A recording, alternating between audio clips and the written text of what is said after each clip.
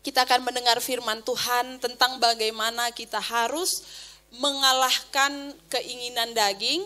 Karena seperti firman Tuhan dan sering sekali kita pakai di dalam kehidupan kita, orang-orang Kristen, kita bilang begini, roh memang penurut tetapi daging lemah. Ya, sering kali kita berkata begitu. Aku memang mau lakukan, tapi dagingku ini lemah, dia tidak mau lakukan.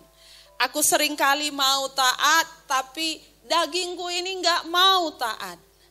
Aku sering sekali mau melayani, tapi dagingku ini berat untuk melayani. Aku mau berdoa bangun pagi hari, tapi mataku ini dan kakiku ini dan badanku ini rasanya masih mau tidur saja. Aku mau baca firman, tapi kadang-kadang kalah dengan kegiatan yang lain. Jadi daging ini memang perlu kita tundukkan, perlu kita latih, perlu kita kuasai sedemikian sehingga benar-benar bisa tunduk pada otoritas Tuhan, pada maunya Tuhan. Kita mengenal satu tokoh yang amat besar di dalam sejarah yang bernama Alexander Agung atau The Great Alexander, ya. Kenapa dia disebut sebagai Alexander Agung atau The Great? Dia seorang yang besar karena dicatat di sejarah Alexander ini setiap kali berperang tidak pernah kalah.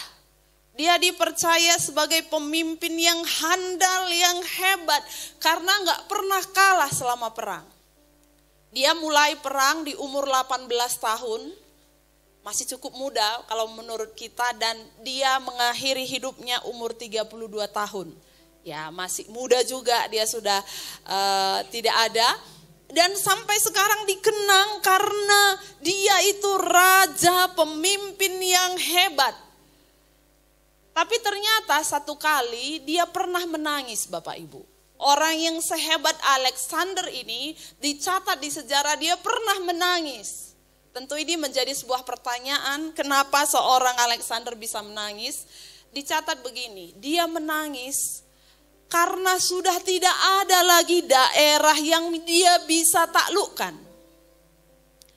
Dia mau terus berperang, hatinya ini masih pengen perang, mau mengalahkan daerah yang lain.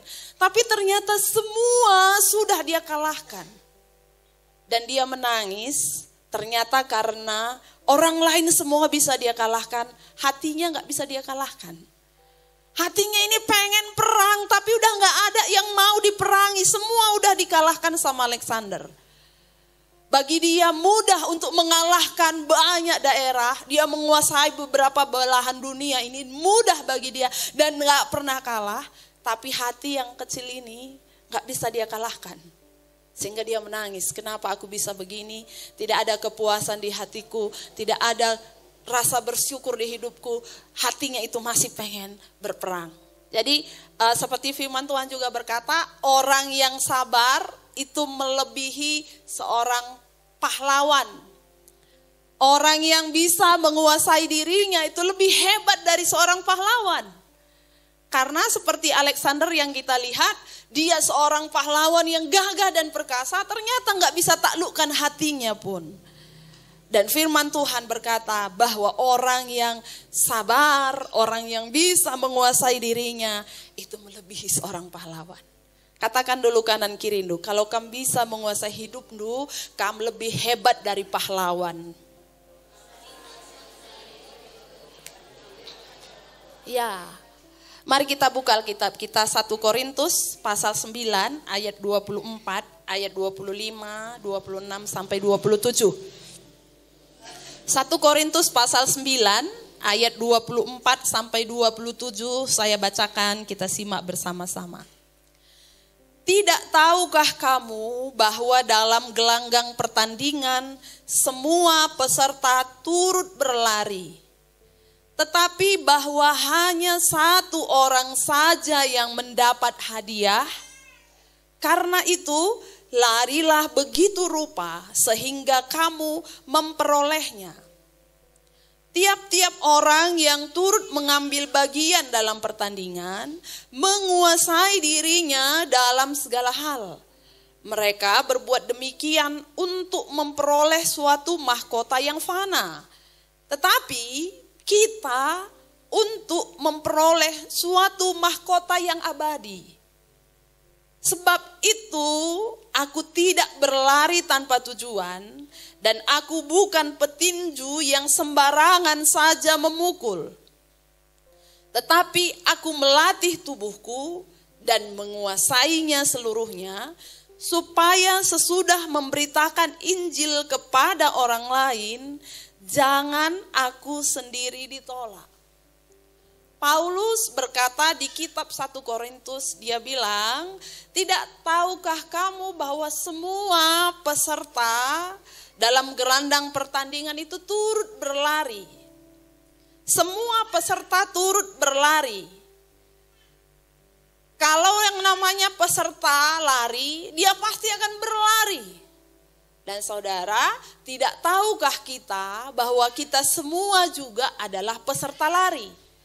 Lari bukan untuk mendapatkan sebuah mahkota yang fana, tapi kita semua sedang berlari untuk mendapatkan mahkota yang abadi. Kita berlari di dalam dunia ini, atlet berlari untuk mendapatkan satu piala. Tapi kita berlari bukan mendapatkan satu piala. Ada piala-piala yang disediakan oleh Tuhan, tapi kesempatannya hanya sekali. Saya ulang, pialanya bukan satu, kesempatannya yang satu. Karena setelah tidak ada di dunia ini, tidak ada lagi kesempatan.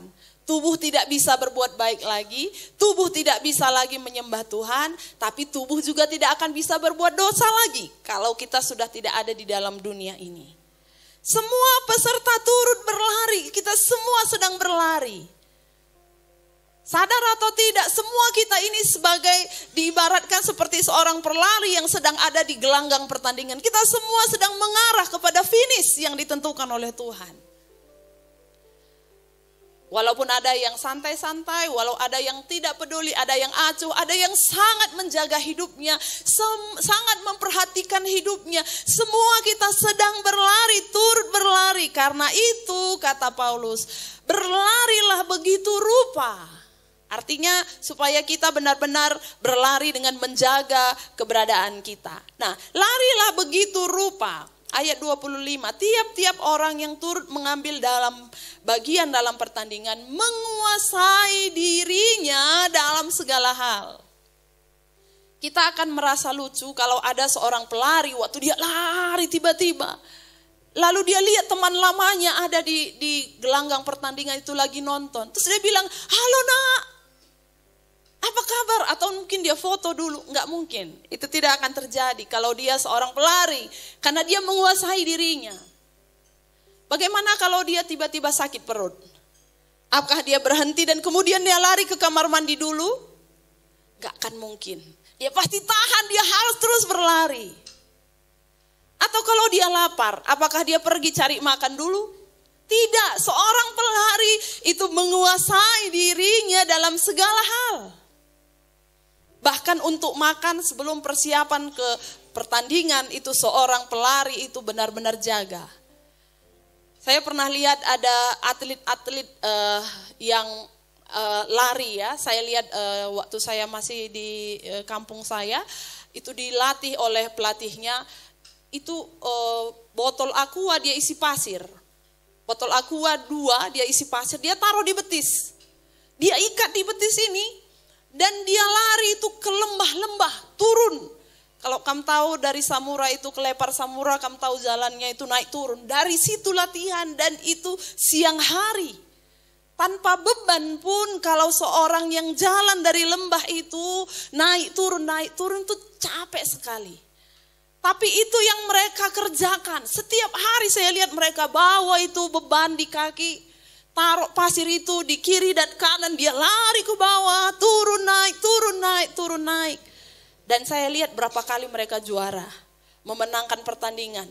Bahkan saya lihat mereka jadi utusan ke Israel. Saya tahu satu kampung saya kenapa dia bisa begitu, karena latihan. Makan pun dijaga. Saya punya teman atlet sepeda. Saya beberapa bulan sama dia, saya bilang apa untungnya? kamu begitu menjaga hidup? Karena sayur pun kalau ditumis pakai minyak bimoli nggak boleh dia makan. Dia itu menumis sayur pakai minyak wijen. Saya bilang, saya minyak wijen aja taruh sedikit saja saking mahalnya menurutku. Tapi bagi dia harus jaga, dia jaga dan gak heran dia pernah menang olimpiade. Dia bisa kuliahkan dirinya sendiri, dia punya uang jajan sendiri, dia punya masa depan dengan menjaga hidupnya. Dia menguasai diri dalam segala hal untuk apa? Mendapatkan satu mahkota yang fana, kata firman Tuhan. Tapi kita untuk mendapatkan mahkota yang abadi. Bukankah kita harus menjaga diri kita, menguasai diri kita dalam segala hal. Ayat 26, sebab itu aku tidak berlari tanpa tujuan. Dan aku bukan petinju yang sembarangan saja memukul. Kenapa? Karena kalau lari tanpa tujuan, pasti kalah. Masa seorang pelari lari tidak ada tujuannya? Pelari itu dia punya target, itu finish. Dia punya target harus sampai kepada garis finish.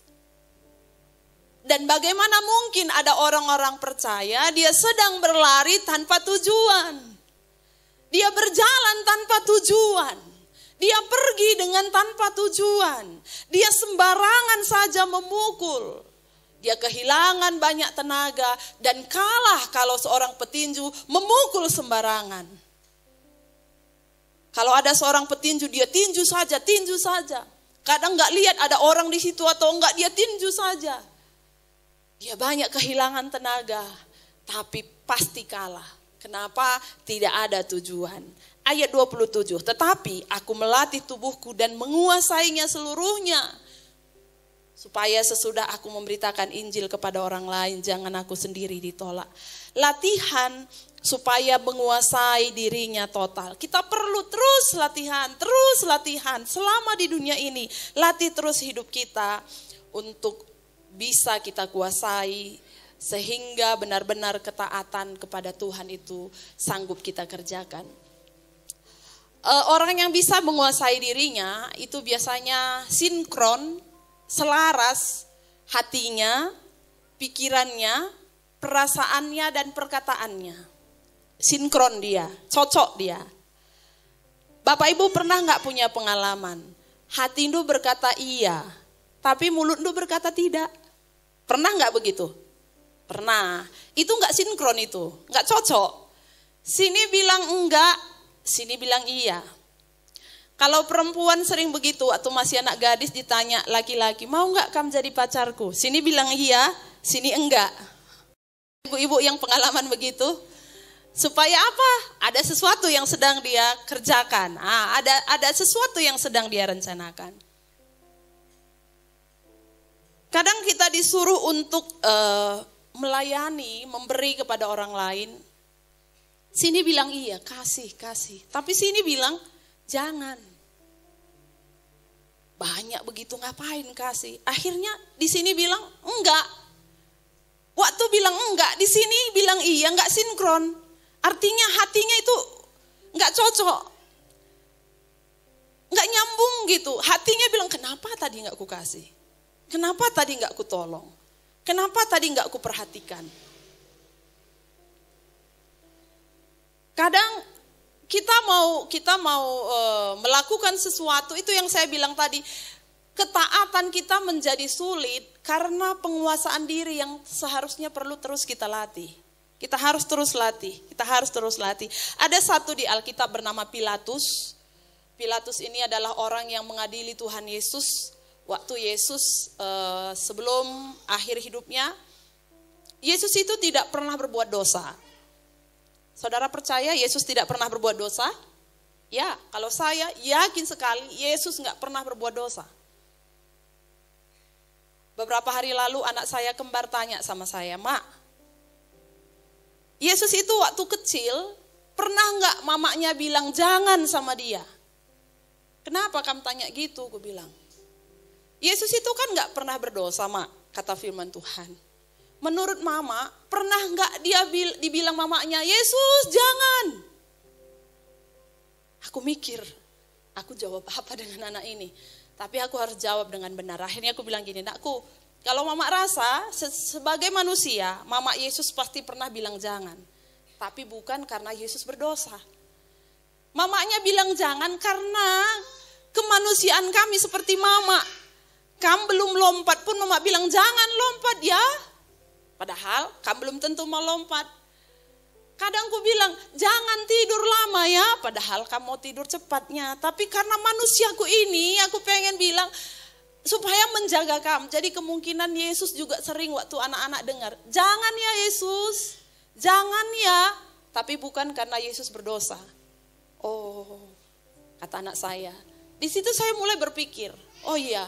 Yesus pernah melewati anak-anak, Yesus pernah melewati remaja, dan Yesus menjadi seorang muda.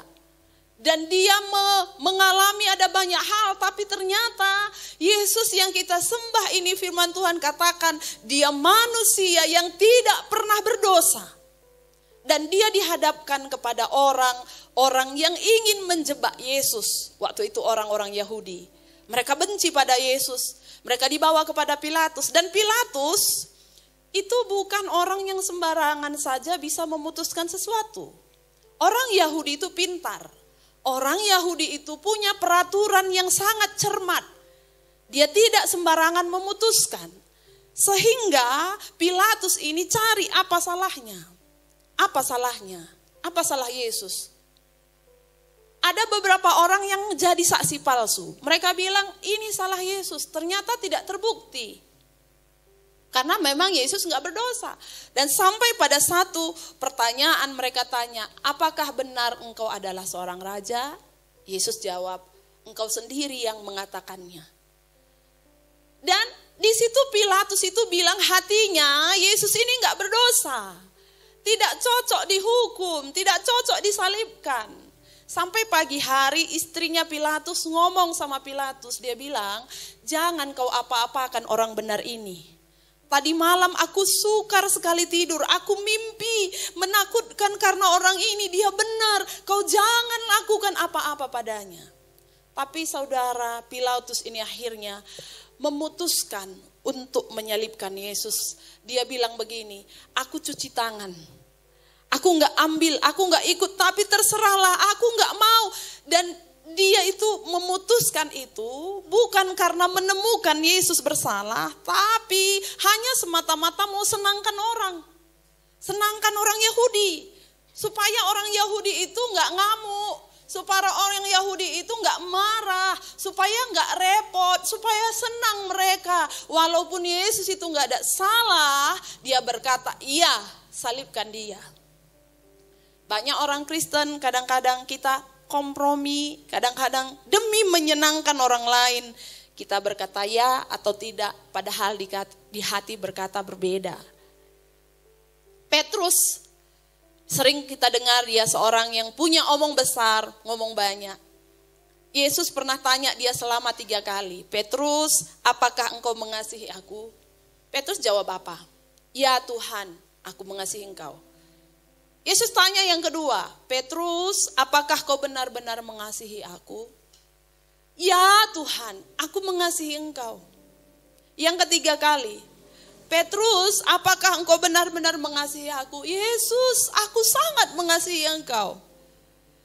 Saya yakin Bapak Ibu, waktu Petrus jawab aku mengasihi engkau, tidak pernah ada niat di hatinya satu kali aku akan hianati Yesus. Tidak pernah.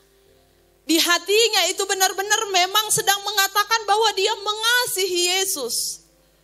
Dia memang benar-benar mengasihi Yesus.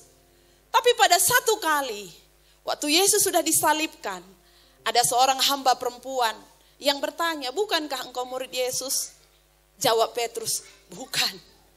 Lalu ada orang lain lagi tanya, bukankah kau murid Yesus? No, aku tidak kenal. Lalu ketiga kali orang tanya, mirip ngomongmu sama Yesus. Murid Yesus kan? Tidak. Setelah itu menyesallah Petrus. Tidak selaras apa yang dipikirkannya, apa yang ada di hatinya, dengan apa yang diucapkannya. Kenapa? Takut dengan orang banyak. Takut nanti dia juga diberi hukuman.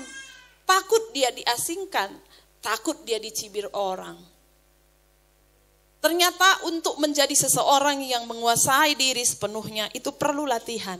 Latihan terus, latihan terus. Tidak mudah menghadapi dunia ini Bapak Ibu. Tidak mudah menghadapi pekerjaan kita yang dimana kita ditempatkan dengan orang-orang yang selalu mengajak kita jatuh ke dalam dosa. Tidak mudah. Tidak mudah berhadapan dengan sistem yang ada sekarang. Yang selalu berusaha mengarahkan kita kepada hal-hal yang jauh dari firman Tuhan. Tapi ada satu hal yang terus bisa kita kerjakan. Ayo latih. Latih tubuh kita. Latih tubuh kita. Kita belajar selalu untuk baca firman. Latih. Latih. Latih untuk berdoa. Latih untuk saat teduh. Saya mau sarankan Bapak Ibu setiap hari. Ambillah waktu untuk bersaat teduh. Jangan dulu lama-lama. 2 menit saja. Adi 2 menit dekah ke anu telang. 2 menit itu bisa nggak kira-kira Bapak Ibu punya waktu saat teduh? Saat teduh itu Bapak Ibu coba ya, aku bukan mengajari tapi ini yang kulakukan. Tinggalkan semua cucian dulu yang nyuci atau siapkan dulu semua. Siapkan dulu masak, siapkan dulu semua anak-anak, jangan ada yang mengganggu.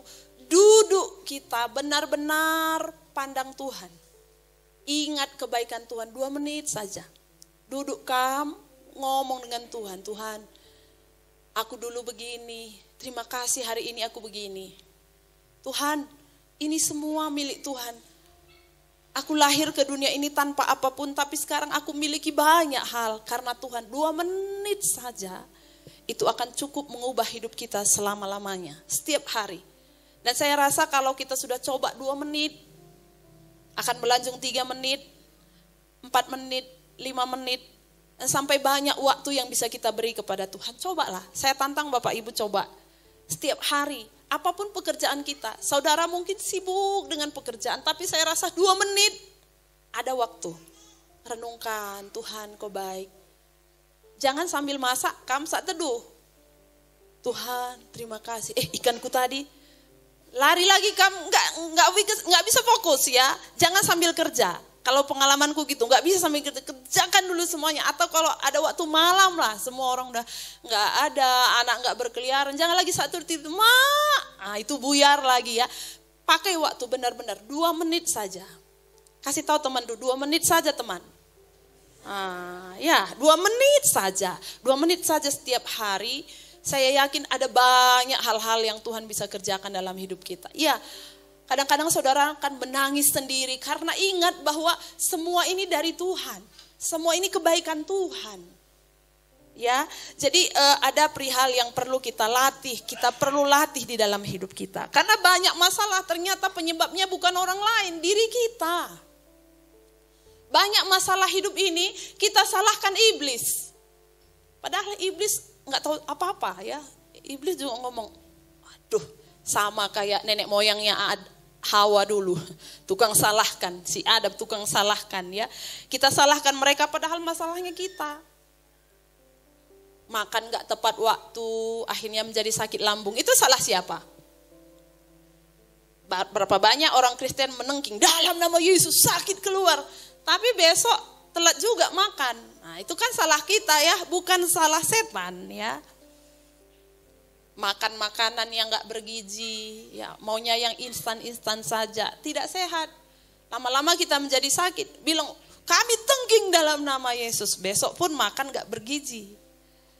Makan bergizi itu tidak selalu harus daging dan yang mahal-mahal, tapi tahu tempe saja tuh cukup ya. Kita akan belajar pada satu orang yang selaras pikirannya, perasaan, kehendak dan perkataannya.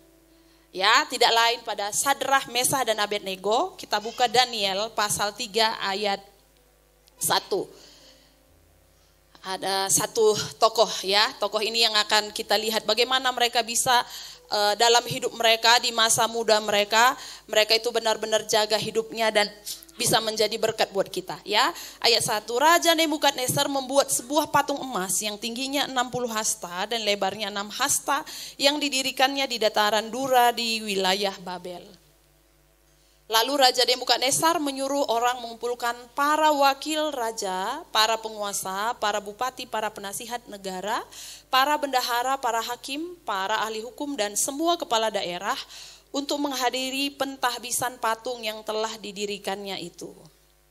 Ayat 5, demi kamu mendengar bunyi sangkakala, seruling, kecapi, rebab, gambus, serdam, dan berbagai jenis bunyi-bunyian, maka haruslah kamu sujud menyembah patung yang telah didirikan Raja Nebukadnezar itu. Kalau tidak, ayat 6, siapa yang tidak sujud menyembah akan dicampakkan seketika itu juga ke dalam perapian yang menyala-nyala. Jadi raja itu buat satu patung setinggi 30 meter. Jadi agak tinggi ya. Jadi dari jauh pun kalau ada orang yang mendengar bunyi itu, perintah raja semua harus sembah patung itu.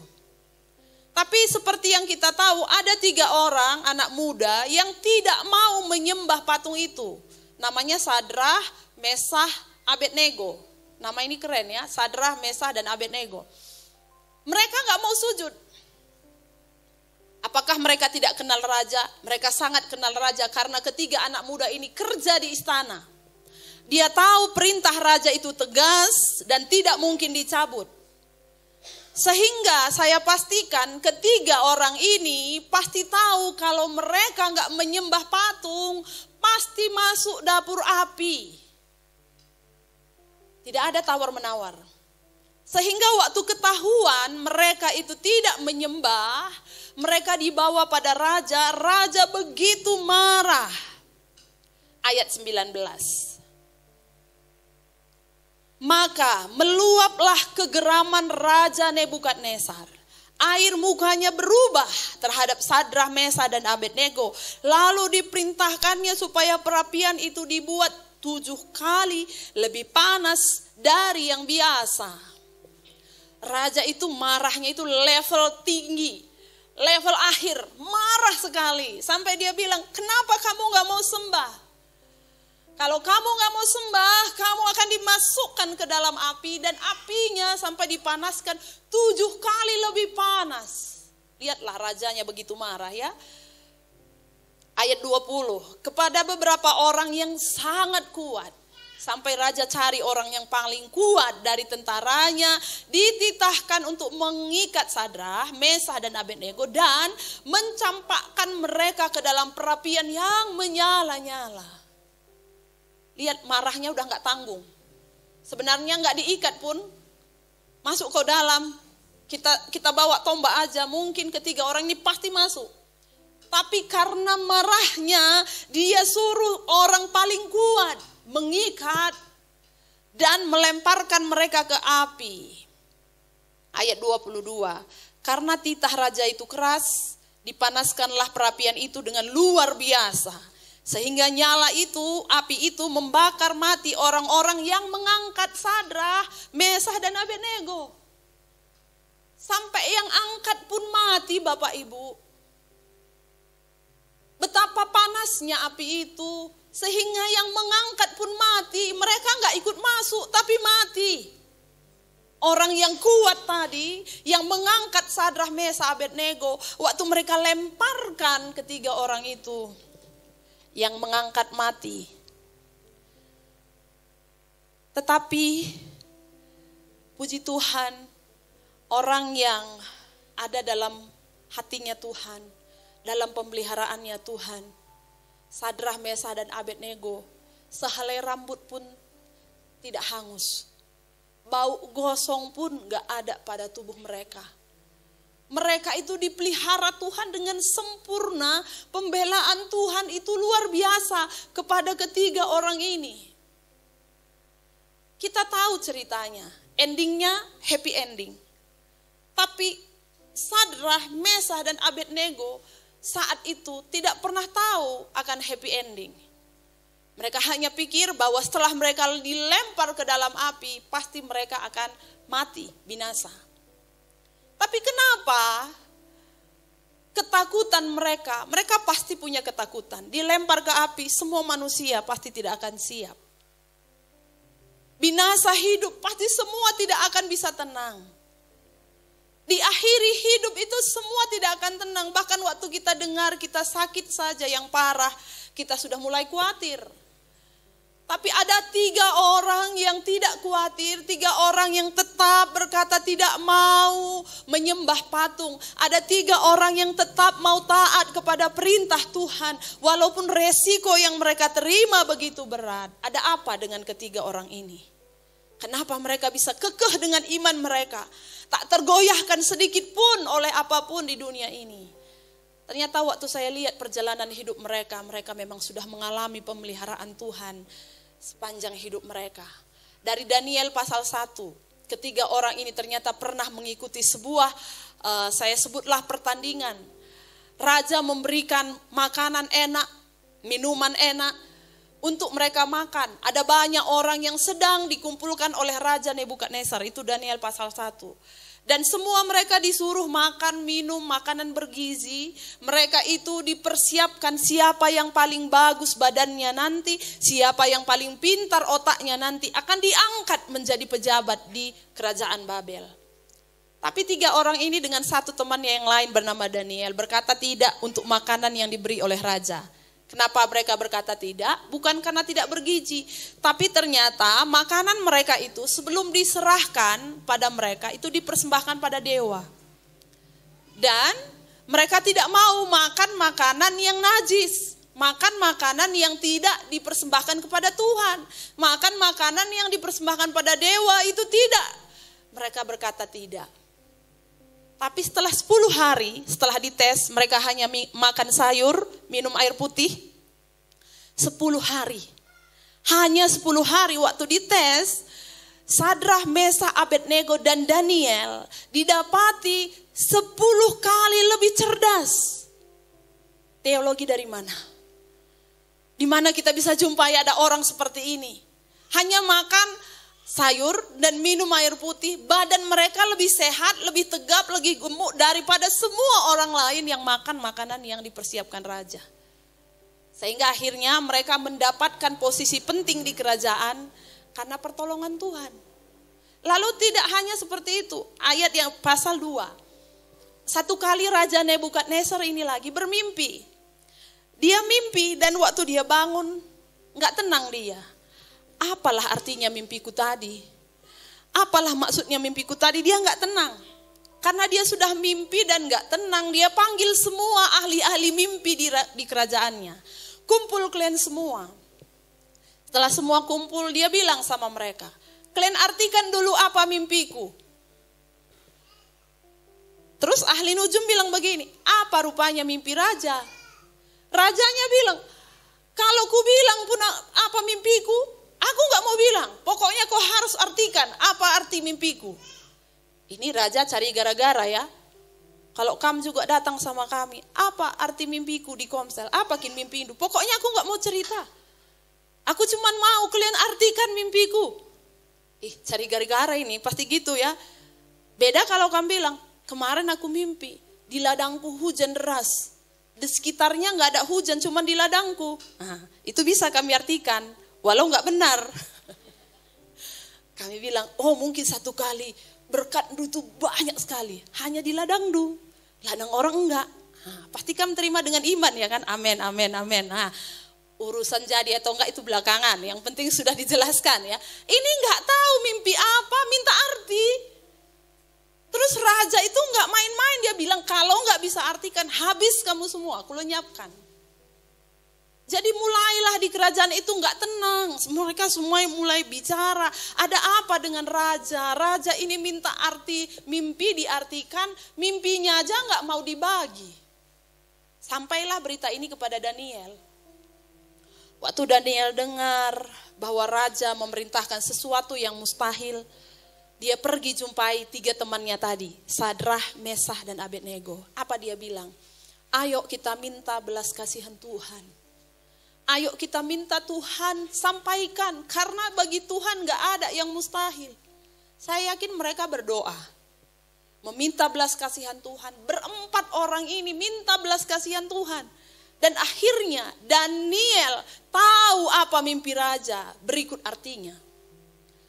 Raja itu benar-benar terkagum-kagum pada Daniel. Dia bilang, luar biasa kau anak muda. Kau tahu arti mimpiku dan artinya. Kuberikan kau wilayah kekuasaan yang strategis. Kata Daniel, berikan saja pada Sadrah, Mesah dan Abednego. Kasih ke mereka saja raja. Mereka juga ikut bagian dalam mengambil, dalam tahu apa arti dan mimpi raja. Sehingga Sadrah, Mesah dan Abednego dapat kekuasaan yang strategis yang lain. Ternyata pengalaman hidup yang dimiliki oleh Sadrah, Mesah dan Abednego itu membuat dia tidak lupa akan Tuhan. Itu tidak membuat dia menjadi orang yang bersenang-senang atau hedon atau hal-hal yang lain dan lupa Tuhan. Ternyata semua pemberian Tuhan, semua kebaikan Tuhan itu membawa Sadrah, Mesah dan Abednego itu kasihnya pada Tuhan itu tak bersyarat. Cintanya pada Tuhan itu tidak bisa lagi diubah oleh apapun. Ternyata berkat-berkat yang selama ini diterima oleh Sadrah, Mesah dan Abednego itu membuat mereka taat pada Tuhan itu tanpa syarat. Lagu kita berkata, berkali-kali Tuhan sudah menolongku. Bahkan di saat yang kita rasa Tuhan tidak menolong, itu sebenarnya pertolongan Tuhan. Karena manusia kita itu sangat berbeda dengan Tuhan. Kalau ada seorang anak minta pisau sama mamanya, mak minta pisau umur anak 2 tahun. Pisau kita tajam sekali, pinjam mak, mama kasih enggak? Enggak, bukan karena mama enggak jawab doa, itu jawabannya. Jawabannya enggak, kenapa pisau itu bisa merusak dia. Enggak ada orang tua kasih, yang besar nakku, yang paling besar dinakku, enggak ada. Kenapa? Kita tahu yang terbaik buat anak kita. Di saat itulah saya rasa kita merasa Tuhan tidak menolong. Di saat kita mau pisah, waktu umur kita 2 tahun tapi Tuhan gak kasih, disitulah kita rasa Tuhan gak menolong. Tapi ternyata Tuhan sangat menolong dengan tidak memberikan kita sebuah pisau. Itu yang membuat Sadrah, Mesah dan Abednego waktu disuruh menyembah patung, itu bukan Tuhan menurut imannya. Aku tidak mau melukai orang yang begitu mengasihi aku. Aku tidak mau mengkhianati Tuhan yang sudah sangat baik bagiku. Dia memberikan kami kekuasaan. Dia memberikan kami hikmat. Dia memberikan kami pengetahuan lebih cerdas 10 kali dari orang lain. Apalah yang bisa kukerjakan untuk mengkhianati orang yang begitu mengasihi aku. Bapak Ibu, apakah menurut Bapak Ibu Tuhan kurang baik kepada kita? Apakah kurang Bapak Ibu rasa pemeliharaan Tuhan? Apakah kurang Bapak Ibu rasa Tuhan selalu ada setiap hari? Tidak pernah terlelap, tidak pernah tertidur menjaga saudara. Sadrah, Mesah dan Abednego berketetapan untuk tidak akan pernah mengkhianati Tuhannya. Dia berkata, sekalipun kami masuk ke dalam dapur api, kalau Tuhan tidak mau menolong kami mau masuk ke dalam dapur api karena sudah Tuhan buktikan kasih-Nya, pemeliharaannya dalam hidup kami. Selaraslah pikirannya, hatinya, perasaannya dan tindakannya. Kenapa?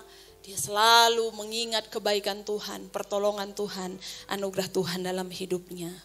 Saya rasa akan mudah juga bagi kita untuk melakukan perintah Tuhan kalau kita mengingat kebaikan, pertolongan, dan kemurahannya dalam hidup kita.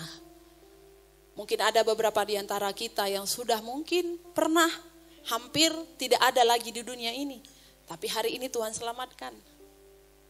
Mungkin ada pernah di antara kita kekurangan, gak ada lagi makan, tapi Tuhan selalu pelihara. Kita mungkin dari daerah perantauan datang ke sini gak ada kita kenal. Tapi di Lau Gende ini kita sudah mulai hidup, kita menerima banyak berkat Tuhan. Bukan kekuatan dan hebat kita, tapi kebaikan Tuhan. Sehingga Sadrah, Mesah dan Abednego tidak ada lagi keinginannya untuk melukai Tuhannya. Tidak ada keinginannya untuk membuat orang yang mengasihi dia tanpa syarat itu bersedih. Saya rasa itu yang menjadi kekuatan mereka, sehingga taat dalam hidup mereka bisa kerjakan Walaupun mereka tahu resiko-resiko, ada pikiran, ada logika yang ada dalam hidup mereka. Tapi mereka tetap bisa berkata, aku mau tetap taat, aku mau tetap setia, aku mau menguasai hidupku, aku mau menundukkan hidupku untuk mengasihi Tuhan lebih lagi. Kiranya firman Tuhan hari ini juga membawa kita semakin hari semakin taat, semakin menguasai tubuh kita, semakin melatih tubuh kita untuk sesuai dengan kehendak Tuhan.